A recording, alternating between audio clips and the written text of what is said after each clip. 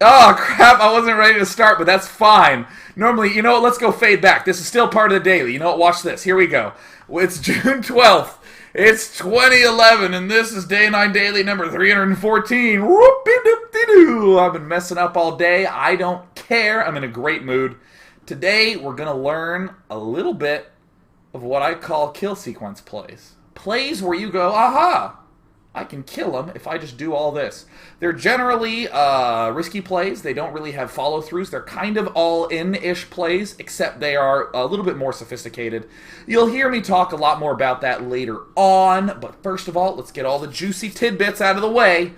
After the daily today will be subscriber monobattles. What on earth am I talking about? Well, first of all, let me note the voluntary subscription service. If you go to JustinTV/Day9TV, in the area below the very video that you see there, you will see the option to voluntarily give the whopping donation of $5 a month to the Day 9 Daily.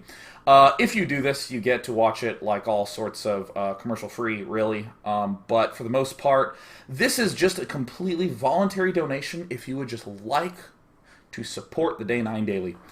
Because many people have put in requests, and you're all so nice. Thank you. So again, it's completely voluntary. Nothing changes if you don't subscribe. It is an option for you to do it. In addition to you just having the option to do it, if you do subscribe, you will get bonus things, such as tonight, the subscriber mono battles, which means that after the daily, we'll be grabbing subscribers at random to play 4v4s with me, where we do the mono battle format. What is a mono battle? It's where each person on our team publicly announces one unit, and then we may only make that one unit for the rest of the game. So it becomes these fun little team experiments. We're we're two Protosses and a Terran? Sentry, battle cruiser. Or maybe Zealot, mothership! You know, you end up with cool stuff like that. So we're going to be doing that after the daily. If you're a subscriber, stick around.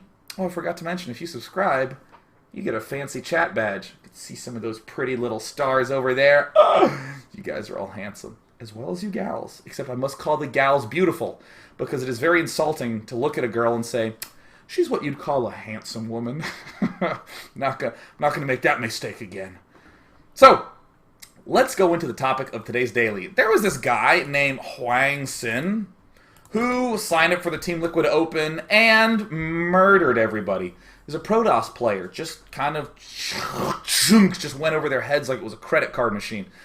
And we're going to look at some of his amazing PvT plays today. And specifically what we're going to look at is this general idea of using a very simple read on our opponent to pop some buildings out of our play. And with that freed up money, we can do other creative things. We'll talk about that a little bit more in depth in the games. But in particular, what we're going to see in the first two of these games is that Hwangsin is just going to go kill his opponent really early on. Gonna cut some probes and go effing kill him, as I like to say. And I generally try to steer clear from that. I generally prefer the plays where I'm like, oh, now we will do this attack and get another expansion up. Because I love longer-term play, stretching it out, always having more options, focusing on having more and more decisions. Not today. We're just going to be like, and now you go kill him. Ah, nice and clean and easy and simple and straightforward and bejugular.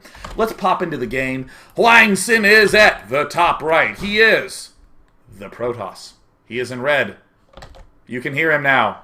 In the bottom left, we have 6 Jax Major. You may know him as the extraordinarily strong Mexican Terran. Yes, actually the extremely strong Mexican Terran down at the bottom left. But let's go to the Hwangsin cam. All right. And as I do this, I am reminded of something that I forgot to mention at the start that I must. I'm going to be a DreamHack in Sweden. So tune in on the weekend of June 18th to 21st at day9.tv. I'll be commentating the whole tournament. It's literally like S-class level players from all around the world. Do tune in. And while I am away, I recorded yesterday for about 7 hours a series that I call Steal This Build, where we look at a really strong build order from really good players, all from the MLG Columbus replays, and we break it down in a way that you can steal them. We're going to be looking at MMA's Terran versus Zerg is going to be the first one. The second one is going to be Maro's Protoss versus Zerg. The third one is going to be Slush's Crazy Ling Infestor Zerg versus Zerg. And then the last one is going to be Tyler's Protoss versus Protoss, a build that I helped him work on. My personal favorite is the fourth one, even though it's on the shorter end, but just wanted to make you aware that that's what will be coming up while I am gone. So don't worry, Day 9 content aplenty. Coming back to the game. Woo! Man, did I announce the shit out of those announcements. Oh, they didn't stand a chance. Yes! Celebrating myself. Sean giving self-affirming phrases to his own awesomeness. Yes, indeed. We're going to see Hwangsin do a relatively simple opening, a 3-gateway expand, and the big trigger that I want to note today is, can we get away with building more gateways? In particular, can we get away with skipping the traditional robotics facility? Almost always you'll see a Protoss build a robotics facility early, or be convinced that they have to build a robotics facility early on. I have to get the observer out, I have to see if he's, maybe doing some sort of cloaked banshee business, or maybe I just want to scout and see if he's expanding and pop in and get a count on all his barracks. There's a lot of reasons that it's easy to convince yourself that you need an early robotics facility. But what we're going to see is that if we simply cut it, we can do a lot more fancy, amazing business with our gateway units. So here we have Hwangsin. Yes, some Protoss guy. And let me also note, I don't know who Hwangsin is. I really don't. I genuinely don't.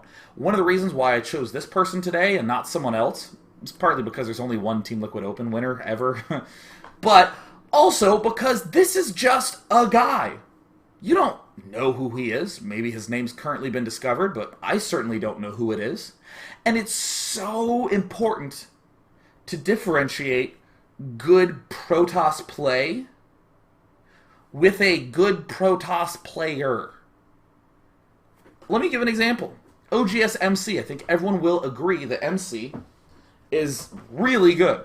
Like, he's good, alright? He's like the best Protoss in the world. Come on.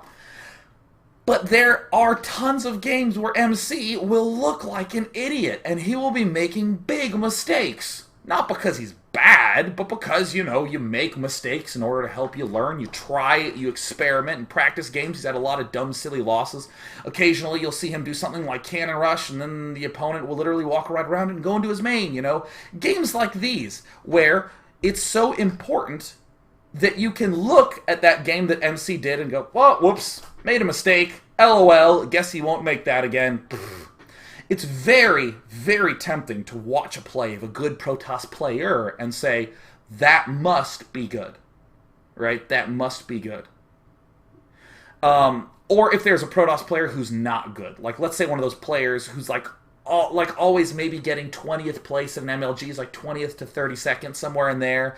And then if he starts doing well, your gut is to go, well, I don't know if that's really that good. And it's all influenced by your perception of who he is as a player. Hwangsin, I know nothing. I have no pre-existing knowledge that's going to convince me that this is good. I'm looking at it in a very pure sense so I can analyze it, again, in a very pure, straightforward sense. So we're going to see Hwangsin. He's building his pylons. He's getting a little bit of scouting action done, so he sees that there is this... he sees that there is... The gas guys are going down. So right now, Hwangsin going to be sending his probe back. And up to this point in the game, does not really have that much knowledge. For the record, you don't need to rush to build a frickin' robo facility. You don't need to be like, oh my god, he has a geyser! And just freak out that there's Banshee going on and somehow you're transforming into Kermit the Frog. But all of a sudden, boom! We see a tech lab going down. Fantastical. We can get a great sense now that he is not going for any sort of Banshee, right? First important bit to note. We see the assimilator going down now as well. So I'm going to speed the game up too.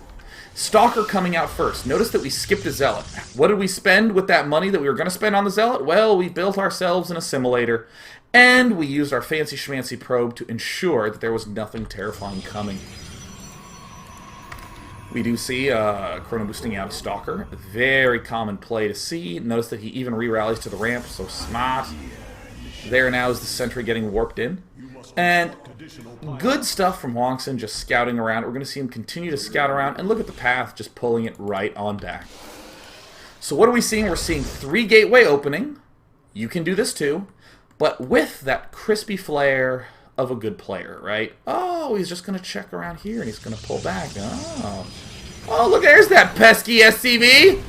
Oh, again, little tiny advantage. Going to be really good. So, another great little flare that we're seeing Hwangsin do. Yeah, he's spreading that out. Going to block a Reaper if it pops in here. Going to throw down an emergency force field if a big push is coming up here. And we see, indeed, many a probe getting made. Chrono Boost going down on the Warp Gate, and our 2 extra gateways going down. Now, 1 and 2 gate expands have been very popular in this matchup. More recently, we have seen a 3-gate expand become very popular in this matchup. And again, notice this goody goodness that we get out of planting the Stalker back here. We get a Reaper. Now, this is a very important thing I'm about to tell you. Right now, our good friend Hwangsin, who we've never met, he's just a stranger that we really like and are happy to take candy from. At this point in time, Hwangsin has just done some good-looking Protoss play, but I want you to know how much information we have right now from these little teeny tidbits. That's actually very, very important. We have seen our Protoss buddy scout a Marine get made, and then he spotted a barracks with a tech lab, and then he spotted a Reaper. That actually eats into almost anything that Protoss or that Terran could possibly be doing. This generally means that he's not going to have a factory very soon at all. It means that if he's going to be trying to do any sort of big, scary stim push, that it won't really get there very soon. So, we feel pretty good, right? And in fact, let's just do the exercise I love doing. How many units does Terran have? How many units does Terran have? All right, let me even take a peek in his base. How about this? How many units does Terran have? And what buildings does Terran have done? So we know that there's 1 barracks and 1 command center. What does he have in addition to that? Any factories, any barracks, any command centers? Ignore the refineries. I'm going to ignore them as I try to clear something out of my eye. I want to see what people have. What are the units that he has? You say like 3, but 3 what? All right, we have 5 Marines, 2 racks, and a command center. We have 3 Marines, 2 Marauders. 3 racks in base. 3 units, 1 barracks, 1 command center. Good, these numbers are appropriately low, but they're always erring a little bit on the high end, all right? Let's take a look as we go back to the game. We see that the Terran doesn't even have 2 barracks done. He only has his first one. He has 3 Marauders, that's it. He has a second command center. Right? And, I mean, if you even look at the money, holy crap, our pink Terran 6 Jacks Major has been spending furiously. Perhaps we could argue maybe you could have cut the supply depot because we're seeing has a little bit of extraneous supply there, but you know what? That is not that much stuff. So let's go ahead and go back to the Hwangsin cam. Always important to get a little benchmark. Almost always you'll realize that you're benchmarking on the high side. This is very common. So we're seeing a round of sentries get morphed in. Now, traditionally, this is the moment where you see a Protoss player throw down a robotics facility. Generally about now. With this sort of logic of, oh my goodness, I need to begin getting my Colossus. Or more generally, you see people just sort of default getting it and default getting an Observer out. But we're going to see Hwangsin do something a little bit more interesting, right? He's going to be planting a pylon, and he's doing a push that I think many people would not do, a very unusual push. As we can see, though, the information that he gleans allows him to realize, oh, if he went Reaper, then he's not going to have that much gas to be doing something like teching to a factory and getting medevacs. He's not going to have the gas to be doing something like have a super, super early stim pack. If you don't believe me, you can just go download this replay from the Team Liquid Open Replay Pack and see it straight up for yourself. But one thing to note is that the movement speed of these units is like... Yeah, look, the movement speed is 2.95. The movement speed here is 2.25. Movement speed for Marauders, 2.25. Movement speed for Marine, 2.25. If for some reason you move out all these sentries and stalkers, the stalker's faster than everything, it'll be able to get away. If anything else is taking fire, throw down a few force fields, and he literally cannot catch you. This is a plus EV attack, as you poker players would say. But thank God you're not playing that terrible game of poker, because never in StarCraft will be playing, and suddenly 50 Ultralisks spawn and you lose, and you go, that's StarCraft, Ultralisks on the river, man. Never happens, thank God. So Hwangsin doing a very, very wise play here. But again, by cutting that very early robotics facility, we're seeing Hwangsin is able to begin spending a lot of money on this early zealot pressure. And Six Jacks Major doing one of the most typical Terran builds, but getting just punished. Look, the stim pack isn't even close to being done. A full 40 seconds away. Ugh. So now we're seeing Hwangsin just approach right here. Look at how broke Hwangsin is, warping in these very expensive gateway units. These stalkers cost a lot of minerals and a decent amount of gas early on. But he is able to do this by avoiding that robotics facility. So it's a very simple read. We can conclude that our opponent is pretty much going to be making a lot of Marines and Marauders early on.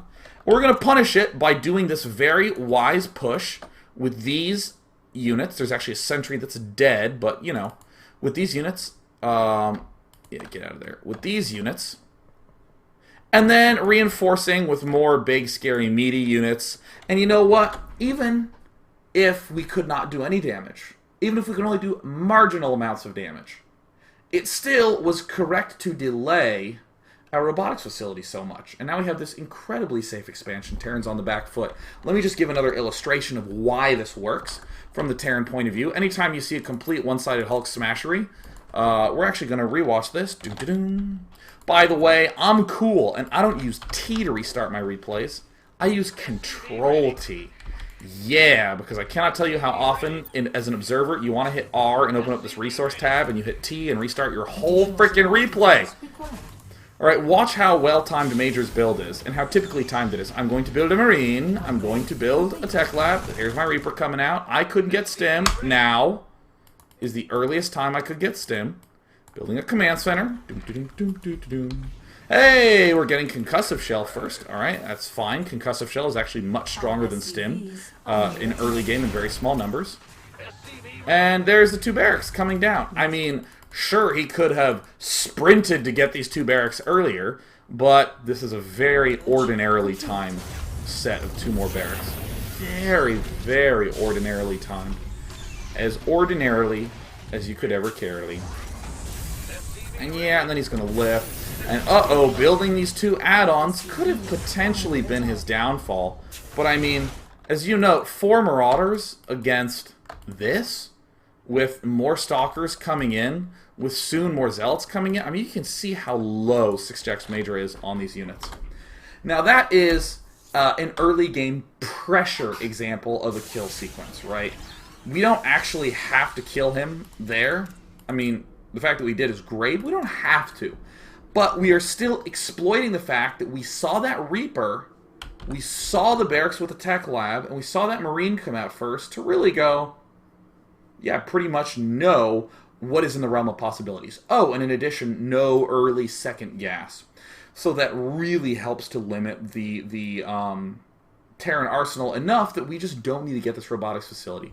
Let's watch another great example, and in this game, we're going to see Hwangsin get even less information, or seemingly so. Hwangsin spawning at the right position. Because too often people have this tempting notion of, I'm going to build the pylon, and I'm going to build the robo, and then when I get in there, I'm going to see what he's doing, and I'm going to respond accordingly.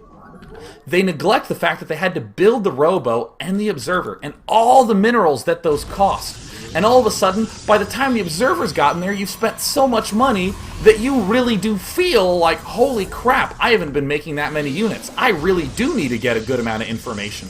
Interestingly, if you never even attempt to get that information in the first place, if you just devote it to other things like more gateway units, more forges, you'll be shocked at the result. You'll kind of just go, wow, I guess my race is just in a great position.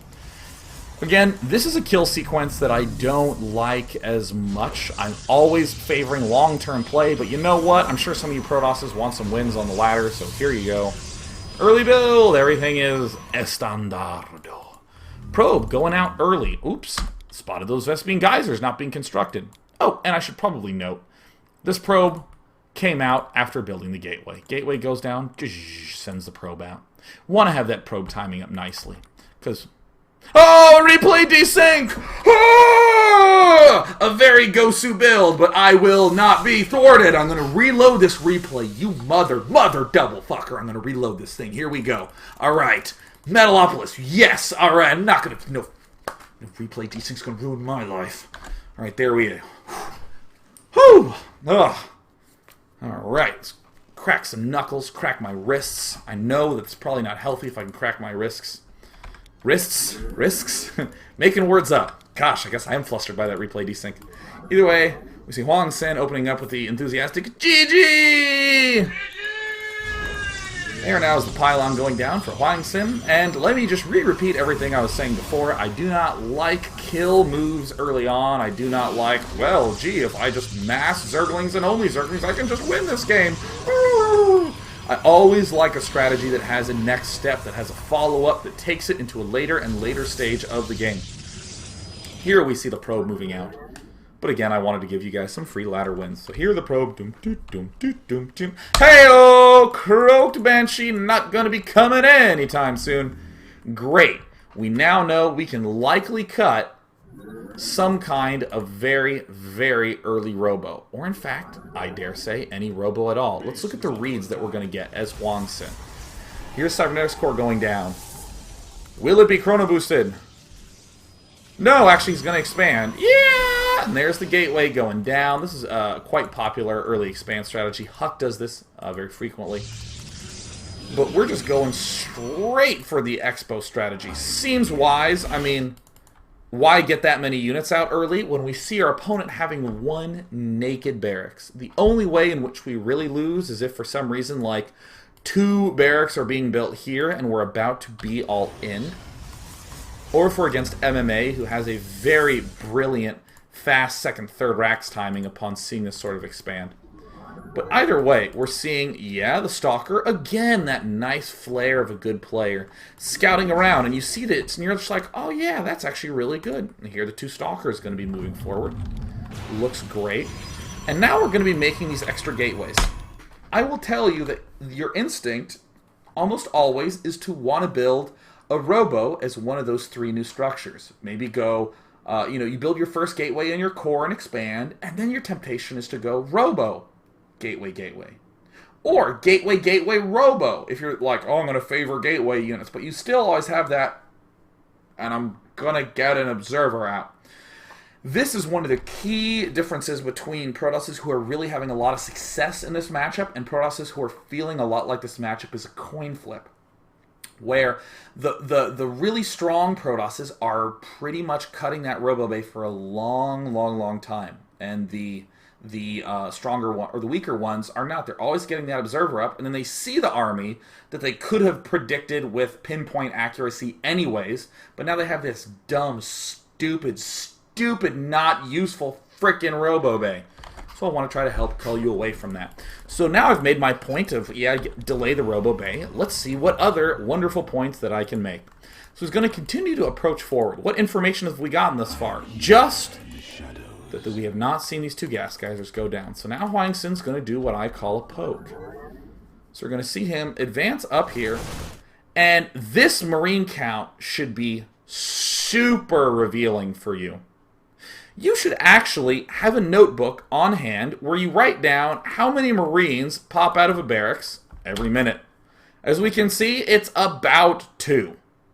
When does this barracks finish? This is where some timings come into play. Does it finish at the 2-minute mark? No, it hasn't even been started by then. Bam! It finishes at almost the 3-minute mark. So let's go ahead and just count... Let's actually take our vision off, right? Let's take our vision. Let's go to Hwangsin. So we're at 2 minutes and 30 seconds. Let's start counting Marines. Bump. So that's maybe 1 Marine that could be getting made. There's 2, 3,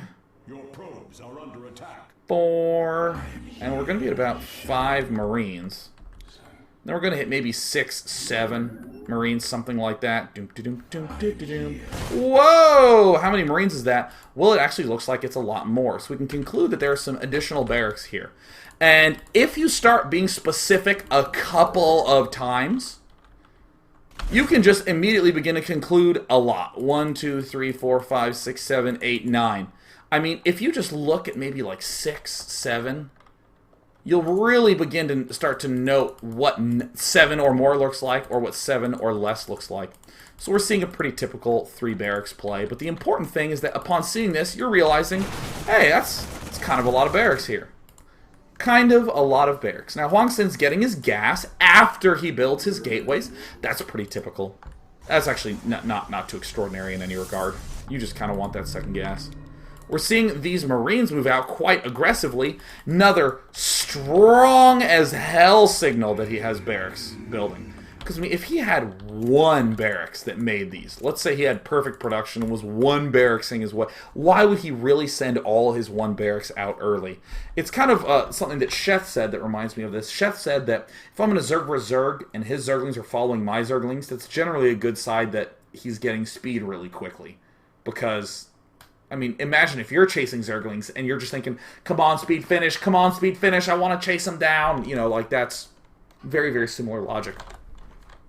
So in other words, we've pinned our opponent yet again on having a good amount of barracks. Coming back to the Hwangsin cam. Bum-ba-dum-dum-da-da-dum.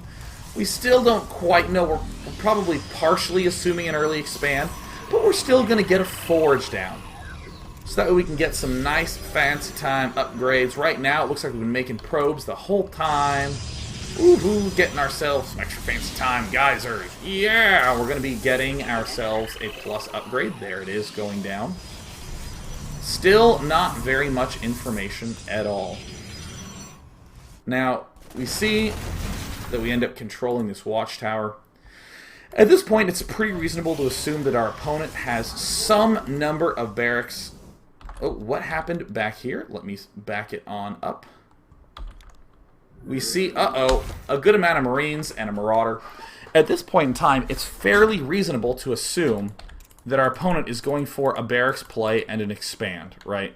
Because, I mean, come on. He went no gas at the start, and now we're seeing a lot of Marines move out early on, and now we're seeing a Marauder. I mean, it's pretty simple reads.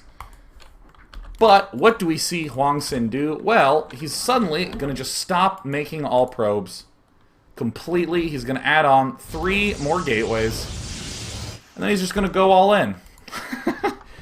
Very simple kill sequence, right?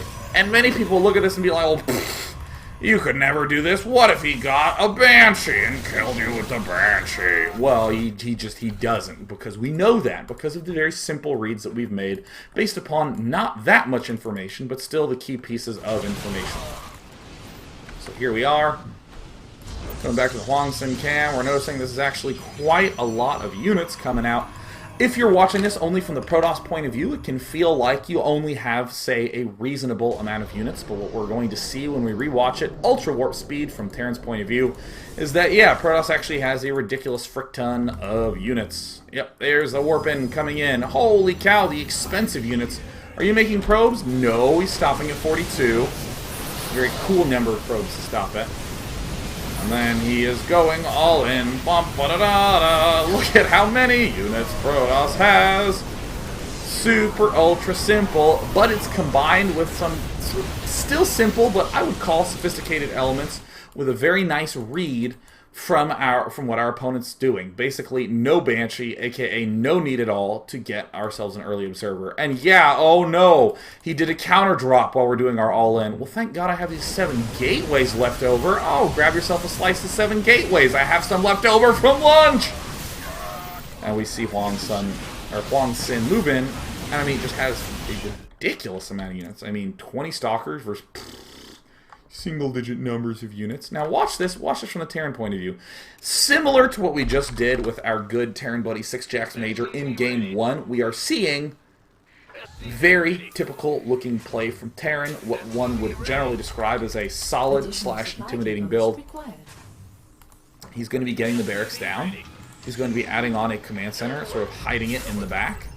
Then we're going to see him be adding on some more barracks, very normally. He's going to see him add on 2 geysers when he can afford it, making essentially constant Marines, but the fact that we got that little extra round of units means that when these Stalkers arrive, they know that there are more barracks here. And by the way, if you moved up the ramp and you saw like 20 Marines, you'd be like, whoops, I guess he didn't make a command center. I guess he made a lot of barracks. Again, you don't need exact numbers, but you need a little more than 7 or 8.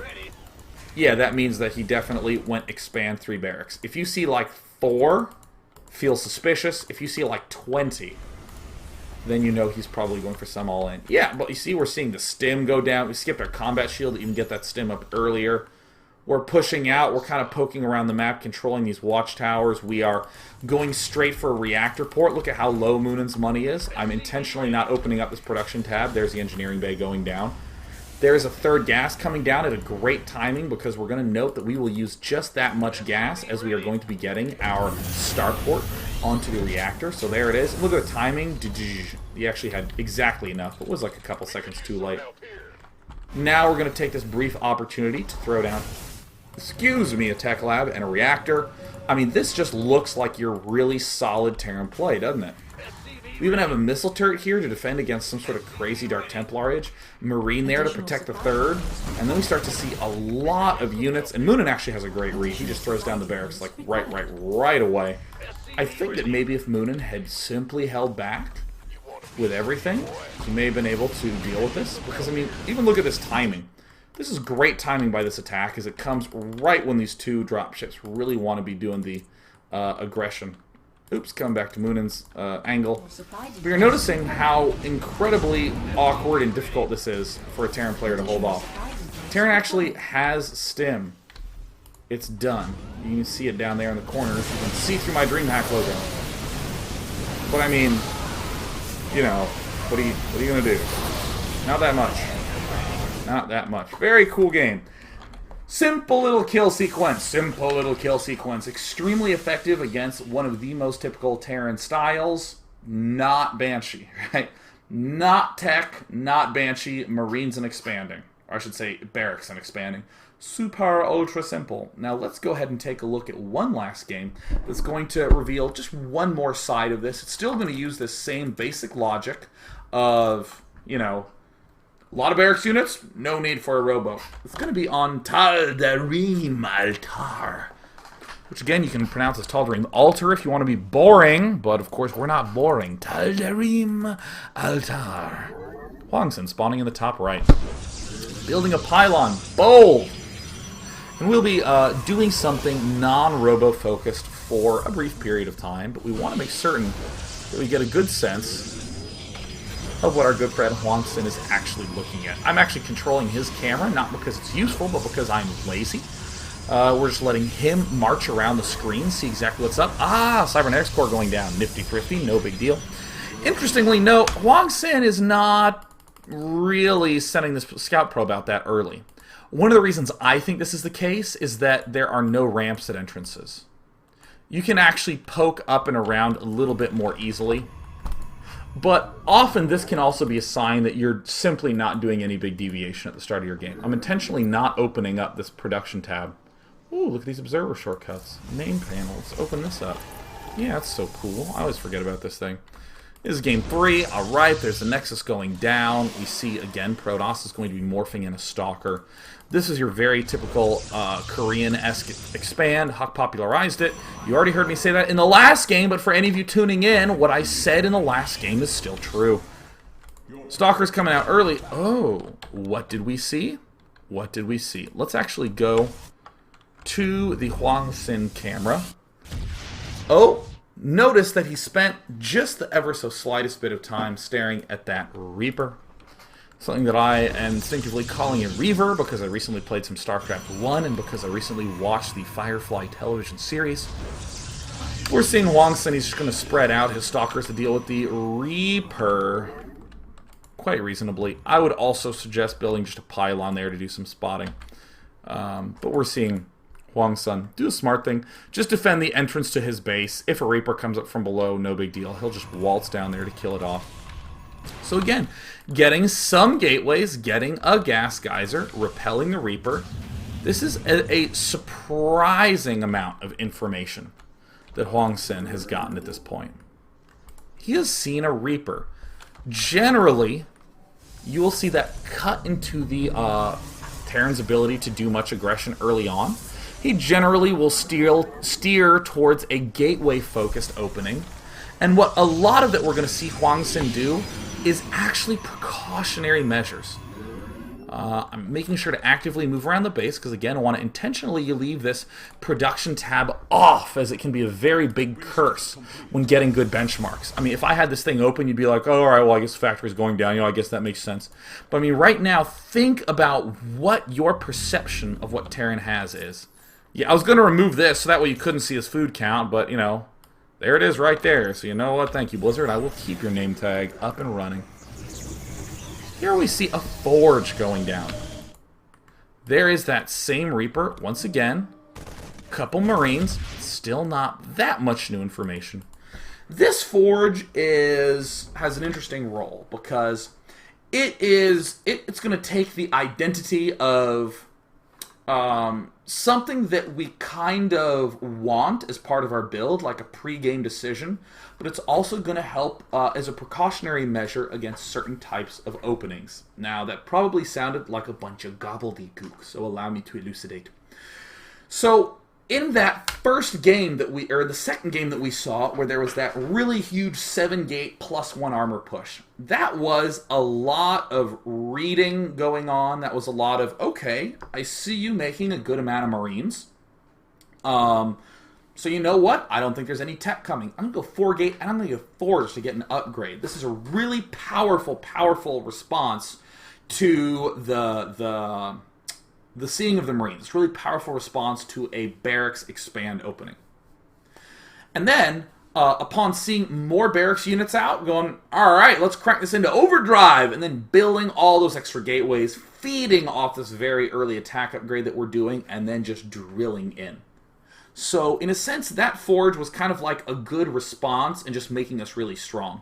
This timed Forge, because it's 3 gateways, and because we kind of already have our gas geysers up, this Forge is kind of someone saying, I'm going to play a Protoss vs. Terran where I want to be getting a fast +1 armor upgrade. Unless my opponent's going, I can clearly see he's going mech. A lot of times you'll see Protoss players just get a Forge. Just get a Forge. No matter what's really going on, he's just going to be getting a Forge. I mean, we saw a Reaper. We have some indication that it's probable that he's going to expand barracks, but not always. So this Forge is both just a generally good play, but also precautionary. If we really start to get worried about, or actually I should say, if we're worried about some sort of Marine play, it's a good defense. The +1 armor is a good defense against that sort of play. And it's also a precaution against, like, most Banshee plays. And a lot of those really obnoxious tank, Banshee, Marine, Raven all-ins. You can just build cannons with this Forge. Not too many, but still, it's enough that it makes it a fine choice. This is a fine choice of something to do when you don't have that much information. So we're seeing Hwangsin, again, get these gas geysers quite early, as we have seen him do before. He's building a lot of sentries, not doing any aggression, but still sentries, a little bit of a defensive play. At this point in time, the chrono boosting on the probes to get as many of those little guys up as possible. Boom, armor going down. And notice how little Hwangsin has seen. Notice how little he's actually seen. Alright, I know he does it soon. Yep, there's a Robo Bay going down. We can even see right away that this is a very sensibly timed Robo Bay. We have talked so much in the previous games about delaying this and the advantages that we can get, but we actually had information there. There were decisions that were made based on that information. An active decision was actively electing not to build a Robo. Here, we're seeing a sort of pre-game decision. Yeah, I'm just going to get a Forge on this map. But then, this is very much so yeah, you know what? I just don't quite have enough information. I really think I need to be getting an Observer up. Again, we're going to be sending out a probe because there are some all-ins that we're beginning to get a little bit worried about. But as we're going to see, yep. Oh, Marines and Marauders, huge relief for us. I want you to watch everything that Hwangsin does. Up to this point, I can actually begin opening up the production tab, because now I can just tell you that, there's some amount of Marines and Marauders coming forward. We can see that there's Medevacs pooping on out. That's great. That's nifty. Speeding things right along. Yep, continue to chrono boost this, but still the Observer ends up getting produced. A Twilight Council goes down. Again, no need to really overthink this. You know, he's just going to be helping himself get a little bit more on the upgrade department. We're also going to see Hwangsin eventually move up here to kill off these rocks. So this is an interesting game because, again, we've seen these two crazy all-ins, what I like to call kill sequences going on. And now we're seeing Hwangsin sort of back off on this map. And now we're seeing him get a lot of observers. And now why get this blink? For two reasons. One, blink's just good and we can use, you know, snipe drops and poke around. But also, I think the more important reason is that then we can begin wandering out into the map and, whoops, there's an army. Blink back. And then wander back to retreat. It allows us to have some sort of presence in the center of the map. So I'm not actually going to be going into the rest of that game. I just thought it was a very, very useful example, given the first two all-in-ish type things that we saw, to note how this response would sort of end up panning out, that there's a big difference between the Forge that was in Game 2 and this Forge here that we see in Game 3. That Game 2 Forge was very much so, well, if he's going to be early expanding, I'll just kill him. And this one is very much so I'm going to get this +1 no matter what really ends up happening, and then that way I can have a reasonably solid defense against ground pushes, and I can get those cannons up if I so need. So let me clear Marchio's question grabber. Let me clear the question grabber. Let me start it once again, so feel free to ask those questions. Once again, after this daily, I'm going to be doing viewer mana battles, a little bit of subscriber action. Let me doing some subscriber mana battles.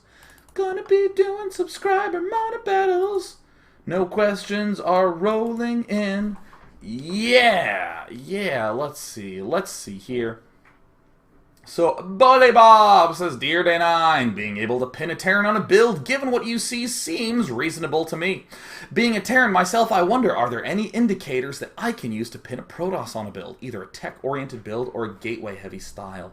So I will definitely note that it feels so clear when reading a Terran, because, I mean, hell, if you see a couple of Marauders, you're just like, huge X through a whole number of strategies. For Protoss, I strongly recommend counting gateway units. You can do things like collect all your fancy Marines and Marauders together, start marching them towards him, be leading with an SCV, and keep in mind, if for some reason you can't break in, remember Marines and Marauders have the same walk speed as Sentries and Zealots, so you just walk on home. But you walk on forward, and then when you get up, you can get a count on how many gateway units he has. The more Stalkers he has, the fewer anything else he can have. The more sentries you see, the more he's likely spending all his money getting more gateways, or maybe even taking another expansion. I actually did a daily on... Oh yeah, it was me working on my Terran vs. Protoss. And I spent so much time trying to analyze how I could read the Protoss. So I would strongly recommend going back through and looking at my hardcore TVP analysis video series. Incognitus asks, Dear Day 9, you ever think about doing some mana battles earlier? It's late for some of us. Yes, that's definitely going to be happening in the future. I just regretfully inform you I had to do all sorts of laundry and all the Steal Your Build series. So that's why it's a little late. But I will be doing more.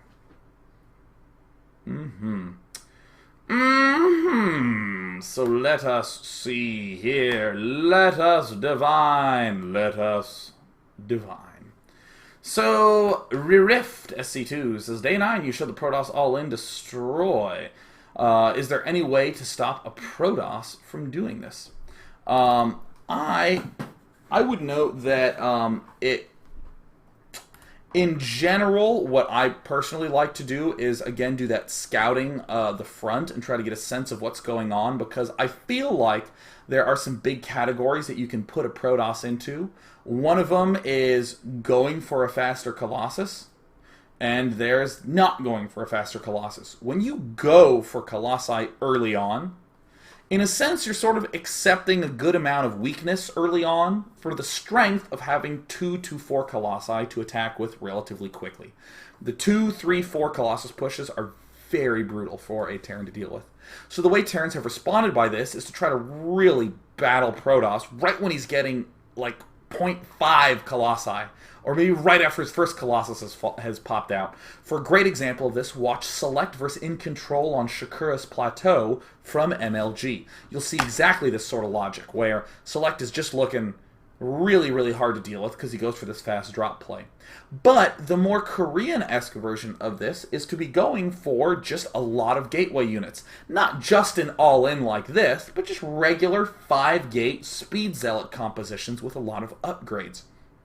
So it's important that you can scout and put him into these two buckets. Because this is my thinking.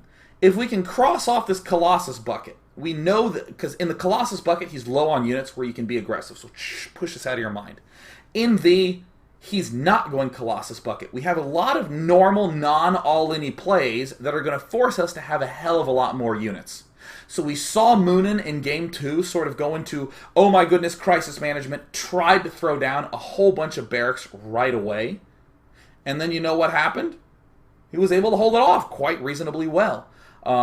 Or he probably would have been able to hold it off quite reasonably well. In that game, it didn't work so well because I feel like that drop-oriented play is very, very good against the Colossus, but might not be so good against a big gatewaying player.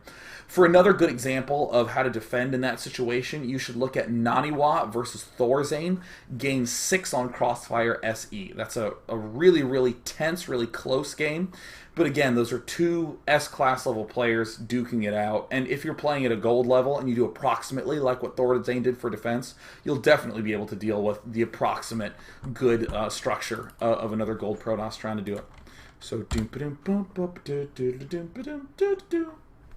great last question from Carbonized. Dear Day 9, I find it really hard to read players' builds. How can I improve on this? I would say just begin trying it. Arbitrarily state, at the end of every game, do that exercise that I did just once here, where I said, I feel like he's going to have X Marauders, Y Marines, and Z Medevacs. And you'll often find yourself having to readjust those numbers a lot. And if you're lower level, feel free to create leeway for yourself to trust your reads even when those the coincidences don't line up. For instance, be like, I think he's going to have 10 Marines, and you get in there and he has 5 Marines.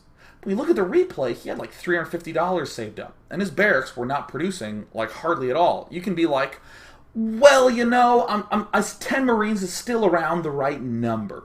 Because keep in mind, if you're doing anything reasonably solid and doing a reasonable assumption based upon his builds, it will always be better than if you try to just blindly say, oh, but at my league, it doesn't work like that. It is absolutely true that having your fundamentals, your mechanics strong will just peel you out of those lower leagues very, very rapidly. But if you're there, spend a good amount of time working on your mechanics, but also time working on these reads and strategies and just sort of seeing how they work at your level. Without any further ado, I'm going to go. For 30 short minutes, I will be back to select some of you lucky subscribers to play some mono battles with me. Be ready to put in your name and character identifier code, and I'll be back. I'm going to get some liquid. Be back in 30 minutes. 30 super short minutes. I'm actually probably going to turn off the cast in 5 minutes and then turn it back on 10 minutes later, just because I want to refresh the stream. So whatever you do, don't go anywhere. Bye-bye. Watch DreamHack, day9.tv. Watch me in DreamHack. Watch me in DreamHack.